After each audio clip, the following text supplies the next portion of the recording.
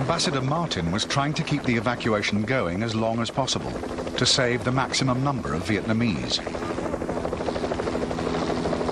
Washington wanted to end the evacuation as quickly as they could. Martin was told there would be only 19 more helicopters. He was ordered to get the rest of the Americans out and leave everyone else behind. You know, it was clear that the end was coming within hours. So at 4 o'clock in the morning, the ambassador and I went to the communications station in the embassy, and we wrote right there, and the communicator was typing out the message on the machine, sent our last message, which said, plan to close embassy at about 4:30 local time. Due to the necessity to destroy the communications gear, this will be the last message from Embassy Saigon.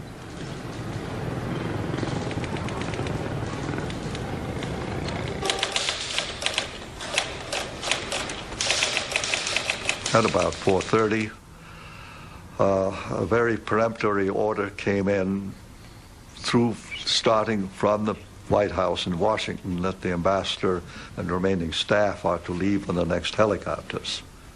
I said to him, you know, Ambassador, you know, they're saying that you have to be on this helicopter, and he kind of looked at me dispassionately. And the ambassador had these cool blue eyes, and he looked down at me, and I had a bayonet on the end of my rifle. And he says, oh, well, it's coming to that now. And I said, yes, sir, it is.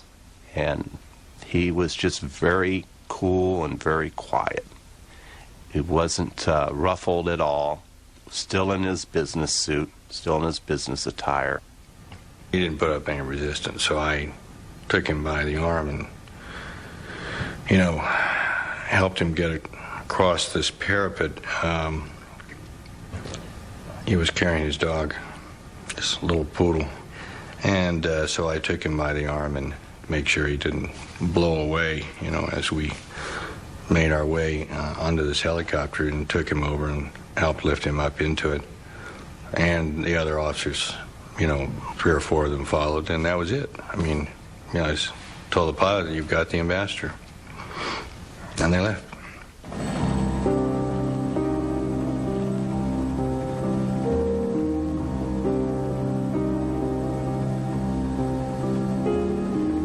All the American civilians were now out.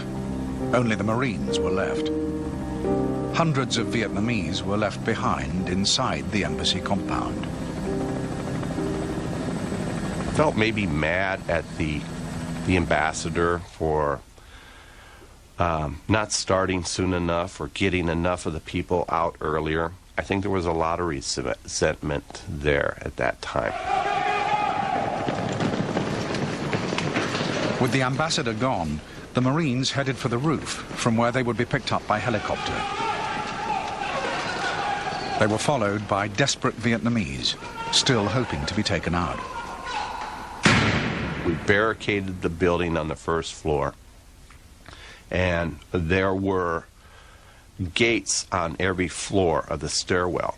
We locked all of the stairwells. Well, in about 5 minutes, some of the Vietnamese had broken through the doors. They had taken one of the fire trucks that we had there at night.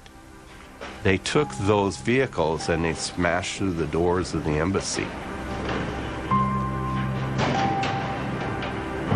At the top stairwell, we barricaded it with foot lockers.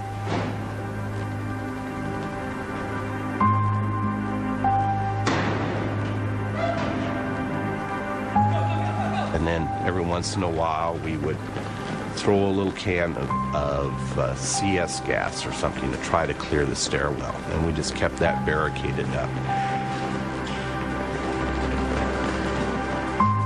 Some of the people in the stairwells were crying for us. They were holding their hands up and like praying to us to let them in, and we just couldn't let them in. There just wasn't any room for them.